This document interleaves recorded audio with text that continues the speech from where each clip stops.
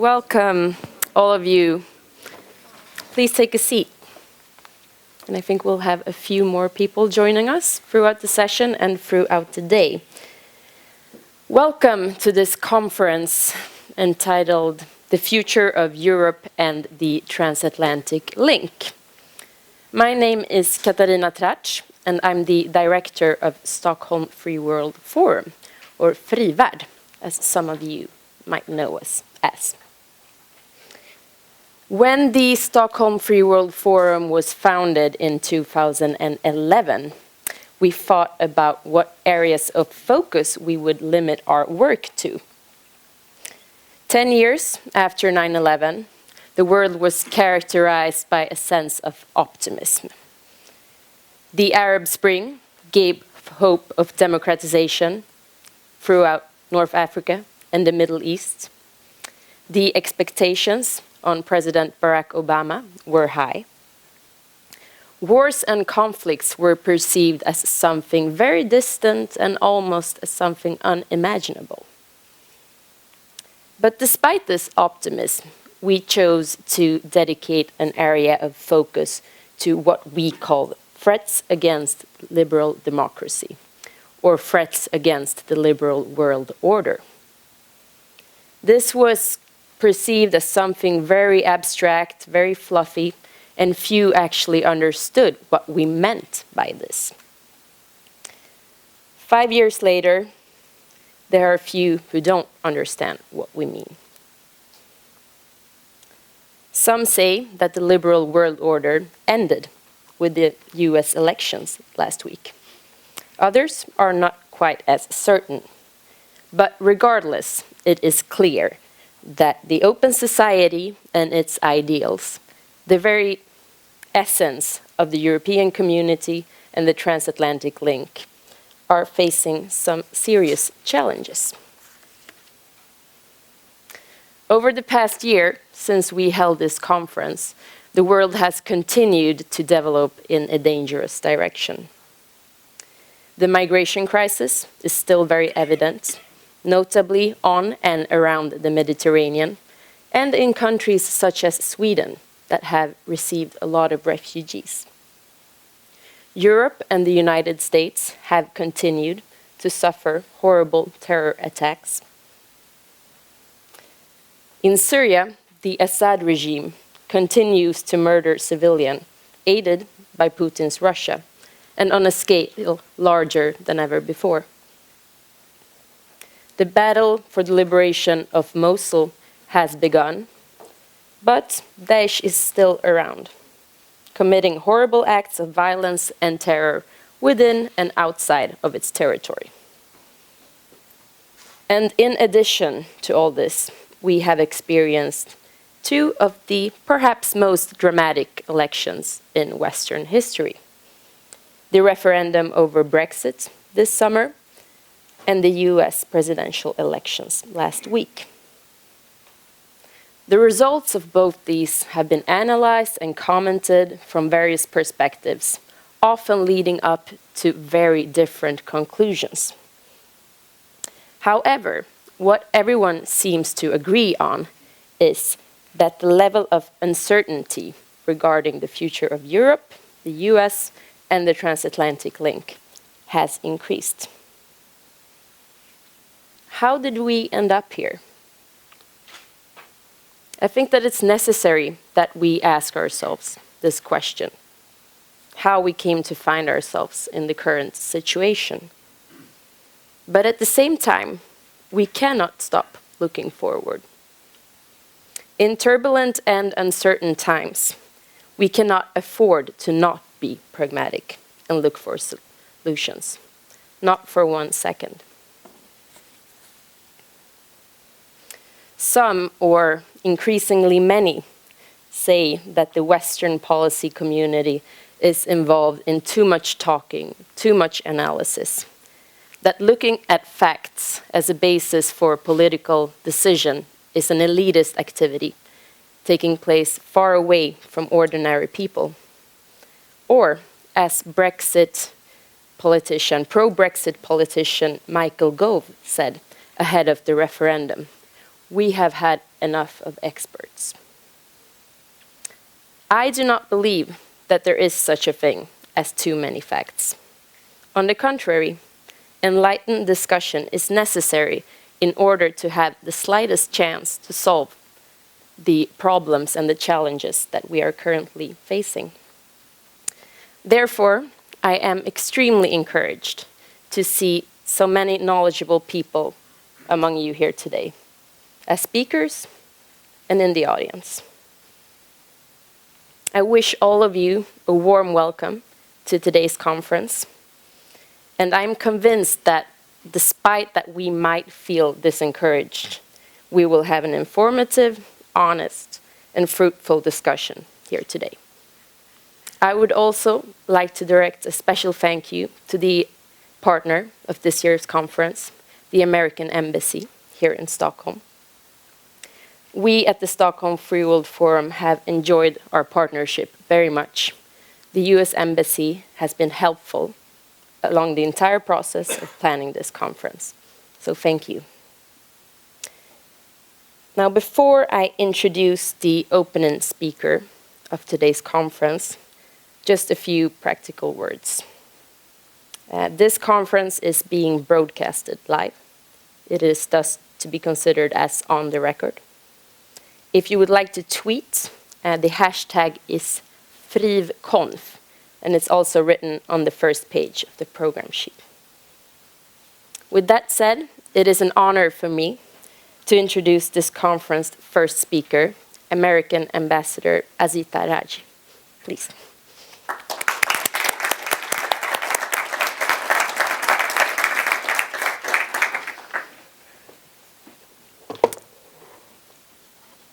Good morning. It's a pleasure for me to be here. Thank you very much, Katarina and Free World, for having me. To be here with you to talk about the transatlantic relations in a new era. This is my first public event since the election we just had. I think the results may have surprised many of you. I know there was significant support in Sweden for Secretary Clinton.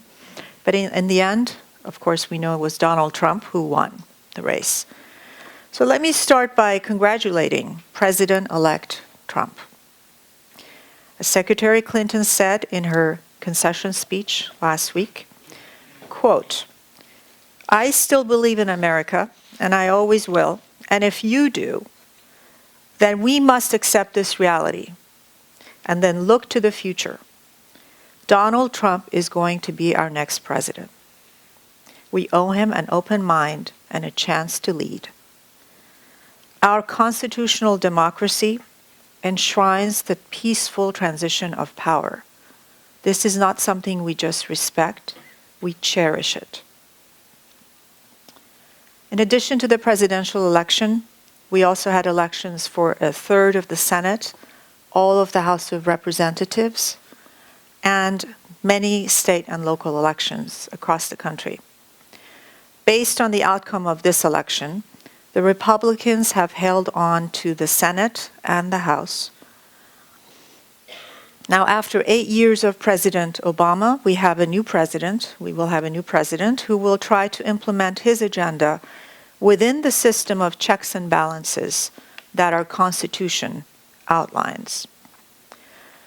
So, what does Mr. Trump's victory mean for Sweden? I think it's too early to tell, at least in specifics. But I think we can also ask the question, how Sweden will react to Mr. Trump's victory? Especially a Sweden where leading figures in politics endorsed his opponent and others actually traveled to the United States to campaign against him. Another question is what Mr. Trump's victory tells us about the United States. One important thing to understand is that the United States electorate was and remains deeply divided. Mr. Trump is not the originator of that division. For at least the last 16 years, the United States has been a 50-50 country, roughly speaking. Half Democrats, half Republicans.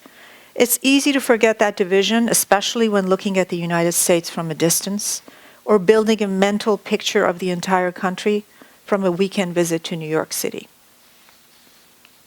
Like many of you, I was watching the polls in the weeks before the election, and pretty much no one called the results. Most of the polls were not even close. In particular, very few people were able to understand the deep sense of disenchantment that was felt by blue-collar Americans, and to foresee how their votes would help carry Mr. Trump to victory. This is not just an American phenomenon, of course. All around the world we see people who feel left behind by globalization and shut out of the new economy. What is the proper response? It's not immediately obvious. And what does Mr. Trump's victory mean for the world? Again, it's too early to tell. But there are some consistent issues with which every president in the last few decades has had to grapple. I'm thinking about issues like terrorism, environmental protection, and human rights. And to add to that, the conflict in Syria, poverty in the developing world, and the challenges facing us, and it all seems overwhelming. You will note that I said the challenges facing us. That's because the United States and Sweden face these challenges together. At its core, that is the essence of the Transatlantic Partnership. The idea that we have a common approach to the world's challenges anchored in our shared values. We share a vision of Europe that's whole, free, and at peace. We agree that the borders and territorial integrity of the state cannot be changed by force. We agree that it's the inherent right of citizens in a democracy to decide their degree that all members of the international community are bound by common values and must uphold the commitments they make. Sweden and the United States agree on all these principles, as does the European Union and most other nations. These values give us strength and provide us a compass as we chart these troubled waters. Our mutual commitments to support our shared values are more important than ever now when we look at the complexities and risks in the world. Consider, for example, the ongoing Russian occupation of southern Ukrainian territory. Consider the prolonged conflict in Syria that has claimed so many lives and pushed so many migrants to seek safety in Sweden and in the rest of Europe. Consider the unfolding tragedy of climate change. These problems, and others like them, are too big for one country to solve alone. They are too big even for the United States and Sweden to solve together. So what is the solution? Should we retreat into self-interest? Should we retreat behind walls? Should we concede the field to those who are willing to do whatever it takes to win? I say no. As the world gets more dangerous and unpredictable, the transatlantic relationship and the institutions that underlie it are more important than ever. Our collective security, our collective interests demand collective action. The United States has been dedicated to this principle for decades. We're a founding member of the United Nations, which sits in New York City, and where Sweden will be joining us on the Security Council. We've been one of the members of NATO for decades and joined the other 27 members in consensus decision-making to ensure our collective security. We're one of the 57 members of the OSCE working to protect human rights and the rule of law. These institutions are the concrete manifestation of the Transatlantic Partnership. We are stronger and more effective when we act together. As a result of the work we've done together and the work the United States and Sweden has done together, and with international institutions, Europe is safer and more prosperous now than ever before. We cannot let the magnitude of this achievement escape us. but we can't take it for granted either. We need to recognize when new developments threaten the foundations of this system. Consider energy security. Europe has made great strides toward true energy security through renewables, diverse sourcing, and new interconnectors, ensuring that no single country can use its dominant market share as a collective political weapon. But even as we speak, Russia is moving forward with its plans to build Nord Stream 2, a new pipeline a new pipeline for natural gas into the heart of Europe. As Vice President said a few weeks ago here in Stockholm, we believe that Nord Stream 2 is a fundamentally bad deal for Europe. To have real energy security, Europe needs more diversification, not greater reliance on Russia. I hope that Sweden takes this threat seriously. For our international system to succeed, we need to make sure that outside actors who do not share our values do not acquire outsized leverage. True strength comes from working together. After World War II, our predecessors made a profoundly wise decision. Instead of concentrating power in the hands of the few countries or walling themselves off from the rest of the world, they built an international system of institutions, of rules, of partners dedicated to peace and progress. This international order prevented another world war and created a safe, stable environment in which our countries could grow and prosper. Institutions like NATO, the UN, and the EU haven't eliminated all conflict. There are still challenges to be overcome. We need to reject these voices that say that our better days are behind us. We need to redouble our efforts to address the many challenges we face. We need to show that our institutions and ideals are stronger than ever, and they're stronger than the cynical actors who would pull us apart and play us off of each other. So the transatlantic relationship is more vital and more important now than it's ever been. And I hope that you will join us in working together to make it even stronger in the months and the years ahead. Thank you very much for having me, and congratulations on an impressive conference.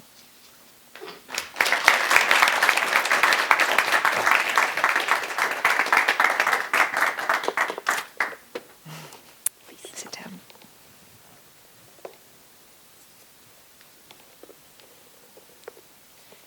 Thank you, Ambassador Raji, for a very, very interesting and relevant speech here today. I mentioned uncertainty earlier, that the last election have increased the level of uncertainty. So I want to start with asking a few questions about the transition to the next administration. Could you tell us a few words about the process, how the transition will take place, when we can expect to see a full new administration, and when we will know all the new names? Well, every president has to form a transition team. It often happens before the election is even taken place, and to have some preparatory steps that are put in place. And every president does it a little bit differently according to the way they go about forming their administration.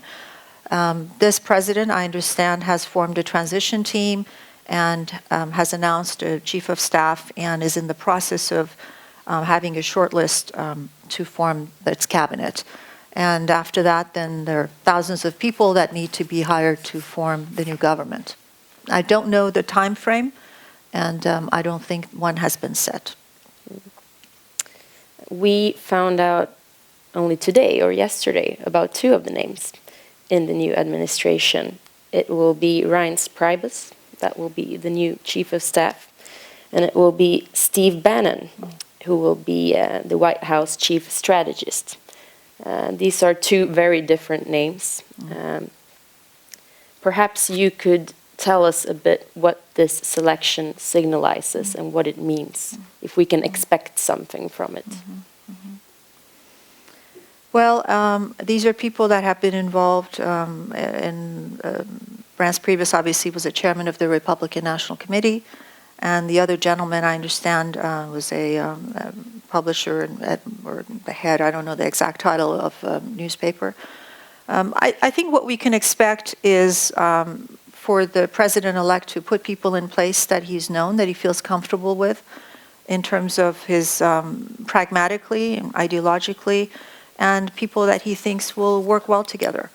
So beyond that, I think, again, it's too early to tell what policies will be put in effect. Steve Bannon was, I'm not sure if he was the founder, but he was the head of Breitbart News, an online site that has been compared here in Sweden to the site Avpixlat, which is sort of a right-wing, extreme right-wing site. Why do you think he made this selection, President-elect Trump? Well, I think you'd have to ask him. I don't know. Okay. So if we continue to the Trump victory, you talk about our shared values, and this is something that we here at the Stockholm Free World Forum have worked very hard to emphasize, the values of the European community and of the Transatlantic link. Now, some say that the Trump victory represents sort of an end to common values. I personally don't want to believe that, and you seem to emphasize the importance of shared values as well in your speech. How do you think that us who still share these values can work to strengthen them in the future? I think that's a very important question. I think the values and the institutions that underpin our prosperity, the rule of law, democracy, freedoms, free press, open trade, these are things that we have to speak up about, that we need to protect and advance. And, hope is something that is easy to have when things are going the way you want them to go. It is a struggle and a challenge to muster hope and to move forward when things don't turn out the way you want them to. But that's precisely when it's needed. I also would say something that's related to what you're talking about, but it's something I've been thinking about a lot, which is that we all embrace diversity, and that includes diversity of opinion, diversity of perspective. We value inclusiveness, and sometimes when a different point of view gets to have prominence, we need to respect and try to understand those voices. And as Secretary Clinton said, we need to come together, and it's important that we do that. It's important to lead. Each of us has to lead by speaking up, and it's something that I have said since I've been here in Sweden, that we of course work together, United States and Sweden, but we encourage every country and we encourage everyone to really lead and speak up for your values and for what you stand for, because ultimately that's what will help us get to where we need to be. You talked about the deep division that now exists in American society. It is also something that exists here in Europe, in most countries. The fragmentation is becoming more and more apparent. This is still very much going on here in Europe. I think that we have a democracy in the United States that works very well. We just saw that anything is possible. We had an election that was fair and square, and one of the candidates won. I think that the process works very well and must be protected. And if there are things and forces that we do not like, then we need to address those underlying cultural, political, and social attitudes and movements that don't represent our values. And we need to make sure that everyone feels that they are a part of the country and the progress that's being made. As I mentioned earlier, there are people who feel left out. And I think it's important to realize that many of them felt that there was hope for them to be included. And that's usually why people vote for the candidate that they vote for. In terms of us coming together, I think we need to continue to work together and try to build bridges and to try to keep an open mind and not stereotype each other and to try to understand different points of view, as hard as that may be sometimes. Many people today feel afraid of the future, and I'm talking now about the people, of course the ones that felt left behind, but also about the ones that are scared after the election results. Could you tell us a bit about the American system of checks and balances? It's a highly democratic system, but still there is concern now that Trump presidency might sort of start heading in the direction of, for instance, Poland or Hungary, sort of eliminating the democratic processes. Is there a need for this concern? I think that, to your point, we do have a very strong system of checks and balances. We have a judicial system, the Supreme Court. We have a legislative branch, Congress, and the executive branch. And the Founding Fathers had the wisdom to create it so that not one person can have their say. And the Republic, the country, is much bigger than one person. I go back to the ideals on which we were founded. The America that I know, that was built on diversity and inclusiveness, and the idea is really an idea. America is really an idea that anything is possible, that people can come from anywhere and build their lives. These are universal, enduring values. They are very powerful. And I am confident that not only do we have a system of checks and balances that works well to protect them, but I think that those ideas are will last, and we're not a country where people should be afraid. And let's remember in perspective, I mean, this is the same people that elected in 2008 a black man with a Muslim middle name. These are the same people that in 2012 were considering re-electing him against a Mormon candidate. Suddenly, the whole country is not different. They're the same people. And I, again, caution against painting everyone with the same broad brush of, in terms of questioning people's motives as to why they vote. And I offer that in terms of a perspective.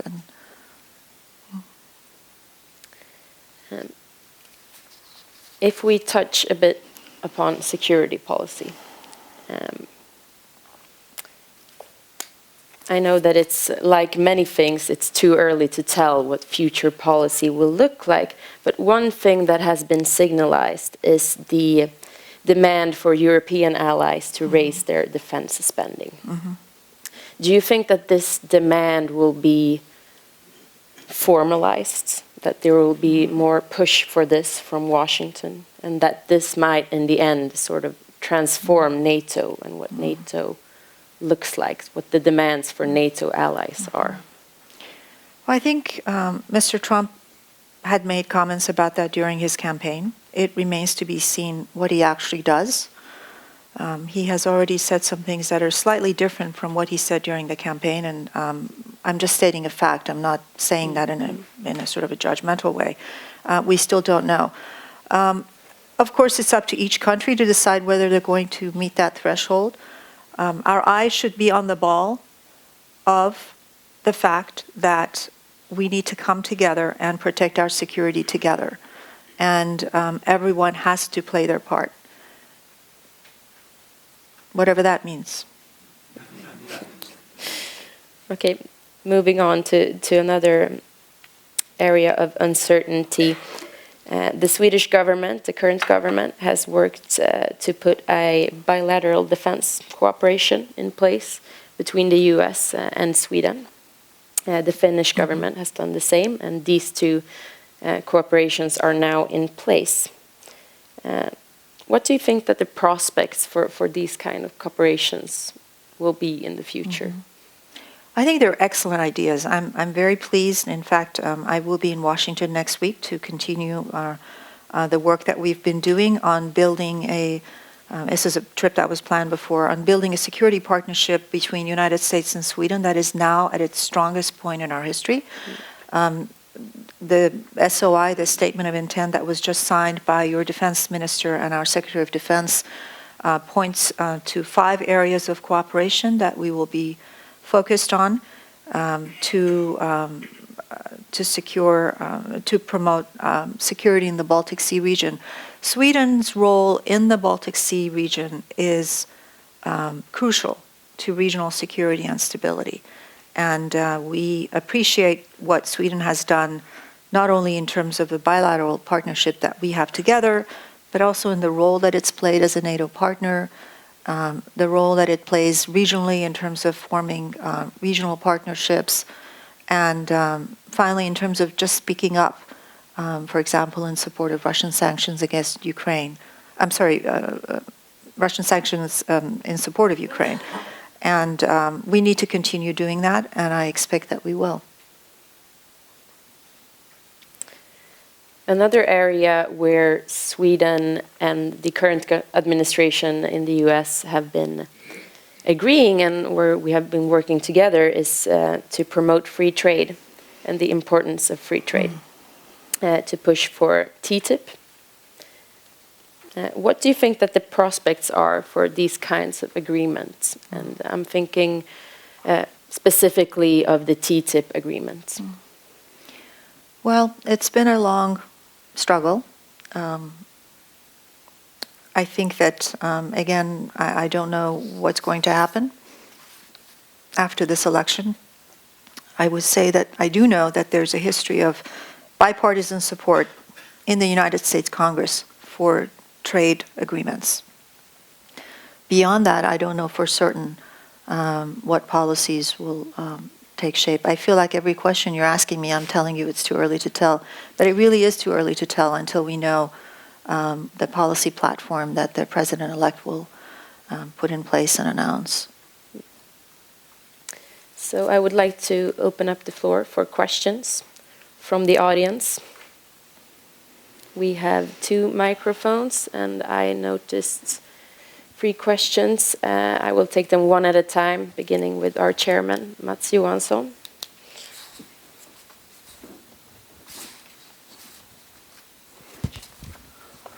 Thank you, Katarina.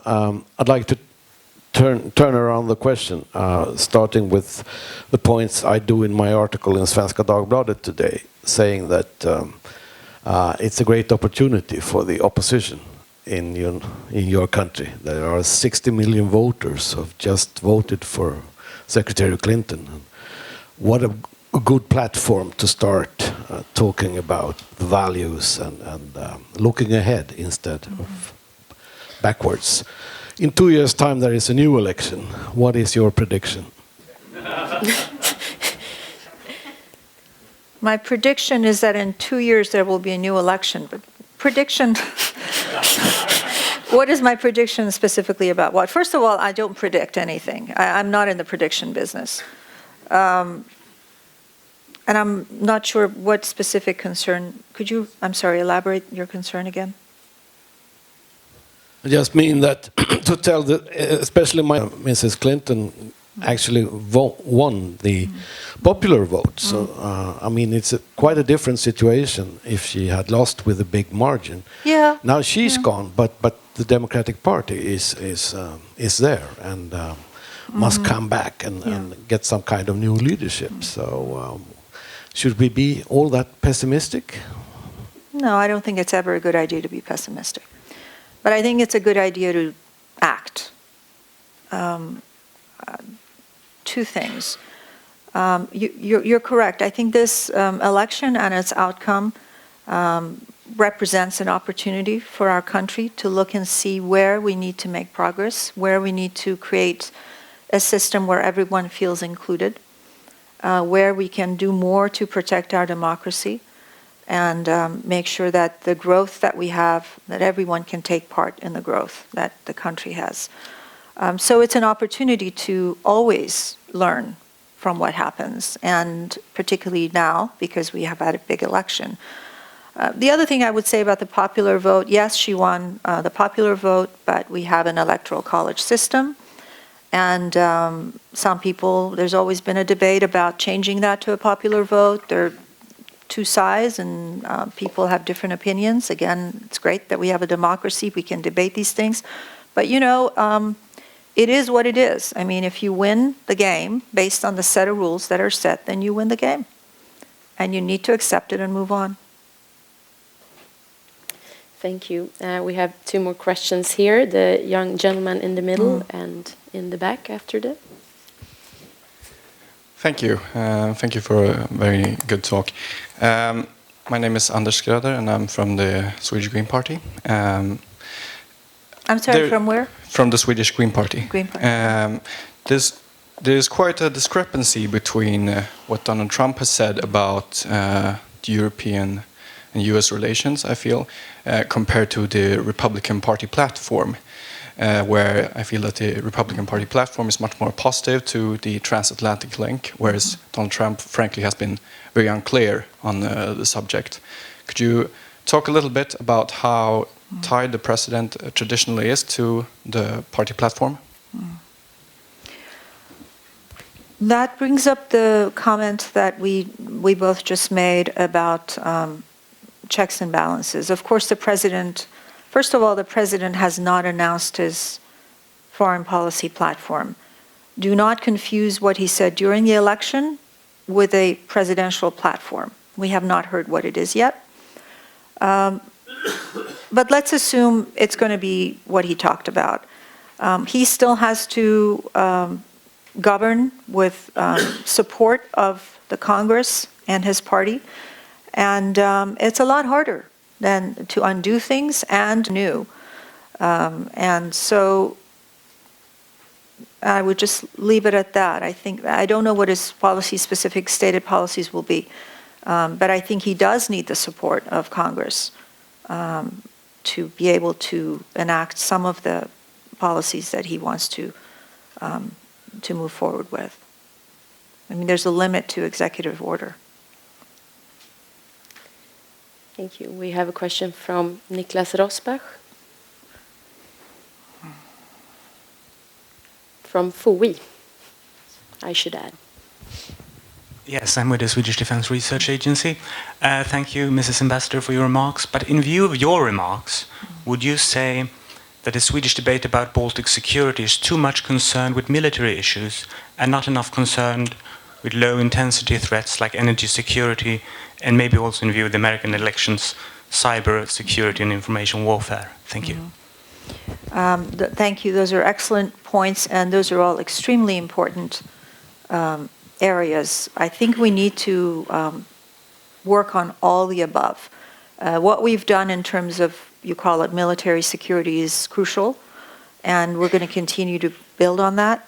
But energy security ultimately is not just about the climate or having renewables, or the people who are concerned about energy security should not just think of it in terms of sources and the type of fuel and how it affects the economy or the climate.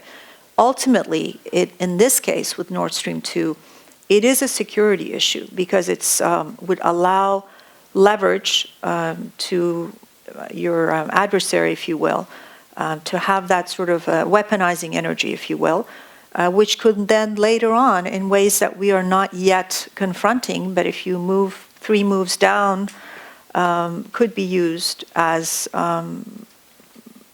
military leverage. Who knows?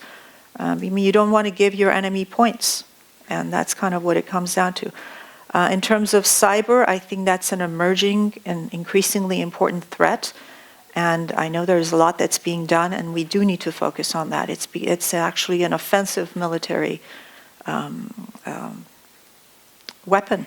I mean, cyber is a weapon, cyber attacks. So we need to really keep our eye on the ball and focus on all of those things and really speak up and not wait for each other to, sometimes you just have to stick your neck out. That's hard.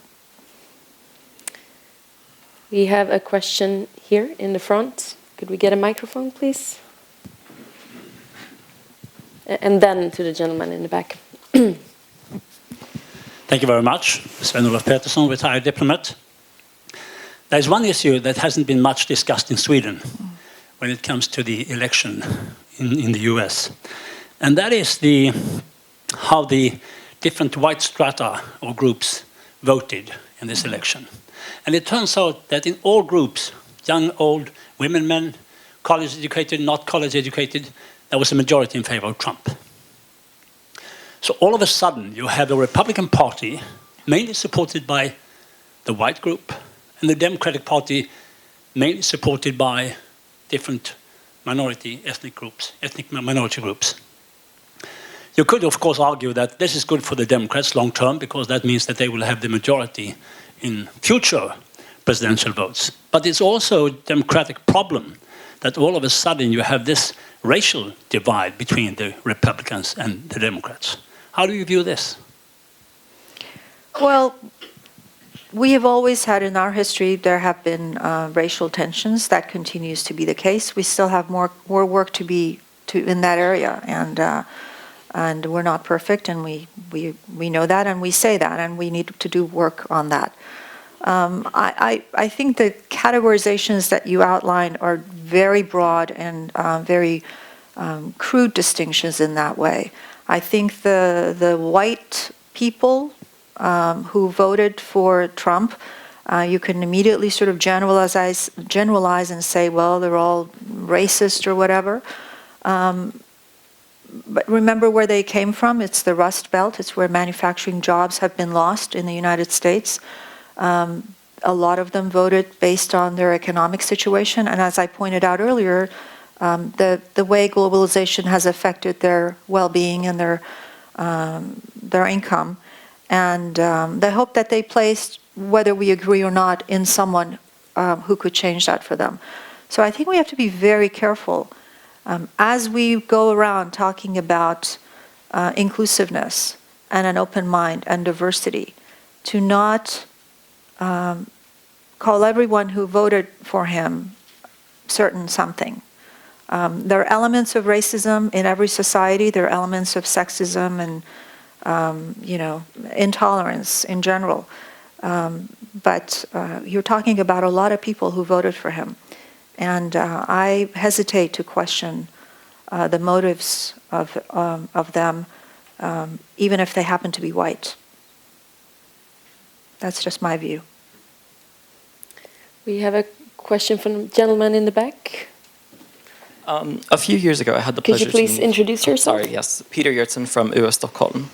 A few years ago, I had the pleasure to meet ASEAN former Secretary General Surin Pitsuwan, and he said to me that youth are an important part of the deliberation for a new governing system. On a more optimistic note, what role do you see, if any, that youth have in the Transatlantic link? Mm-hmm. Very important role. In my job here in Sweden, I try to go, and I often am able to go to a high school and speak to the students. Not only do I really enjoy engaging with young people, but it's also an important part of the future between the relationship between our two countries. We have a relationship that is 375 years old, and where we are today, we stand on the shoulders of people on both sides in our countries who've built that, and the future relationship will be based on the shoulders of the young people that I go meet in these high schools, and the young people in Europe and in the United States. It's very important for them, I think, to be encouraged to be informed and stay part of the dialogue and to engage. And I think young people can sometimes not have the perspective that we have, as we've been through ups and downs in our lives. And when they have a setback, they might lose hope, perhaps more easily. And I think it's important to remind them. I mean, I had a conversation with my own daughters who happen to have a preference for a certain candidate and were not happy. And I said, look, you can be upset and that's fine, but you have a voice and it matters, and you need to speak up and find out what you care about and go do something about it. Don't be a victim. And it's important for us to carry ourselves with professionalism and grace and have a sense of purpose. And whatever hand we're dealt, whether it's great and we celebrate or it's not great, to decide, okay, what are our options? What are we going to do about it? And especially, I think young people need us to give them that perspective and to encourage them to let them know that their voice really matters. It really does. Thank you, Ambassador Raji. I will end this session on that more positive note. Thank you very much for your speak. A big round of applause for the ambassador. Thank you, Thank you very much. Thank you. Thank you. Thank you very much for your great questions and this opportunity. I really enjoyed being with you.